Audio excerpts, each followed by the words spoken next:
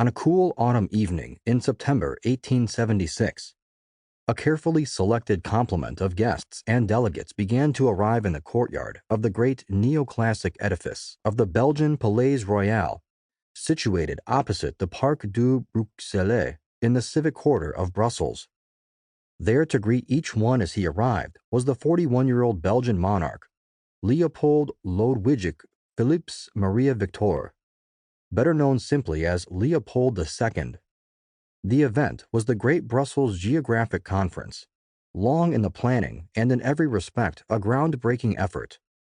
For the first time under one roof, all of the world's most eminent geographers, explorers, cartographers, and academics had gathered, and each was a personal guest of the Belgian king.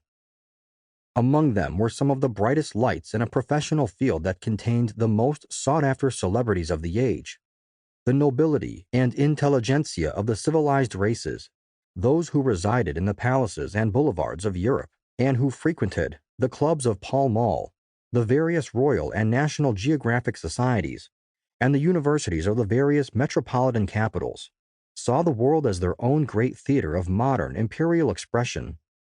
The best sellers of the day and the sold-out performances were usually the books and lectures of men and the occasional woman who pressed forward the boundaries of established knowledge by their journeys of exploration. Each guest in the weeks prior to the conference had received a personal note from the king outlining his objectives in convening the conference. In it, he assured each person that he was determined only to respond to the higher calling demanded of enlightened men such as themselves to embark on a civilizing crusade in Africa. And the conference would consider a number of broad principles of action to achieve this. Among these would be the establishment at various key points on the continent of routes into the interior, which would then be furnished and serviced by hospital stations, schools, and scientific facilities, all for the benefit of the native African and all under the umbrella of one international organization. None need attend the conference, he added, unless they subscribed wholly to the completely charitable, completely scientific, and philanthropic nature of the aim to be achieved.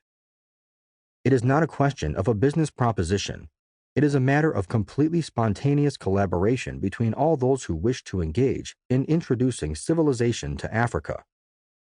This indeed, as Leopold went on, was a crusade worthy of a century of progress, and it was upon that lofty theme that the Brussels Conference was declared in session.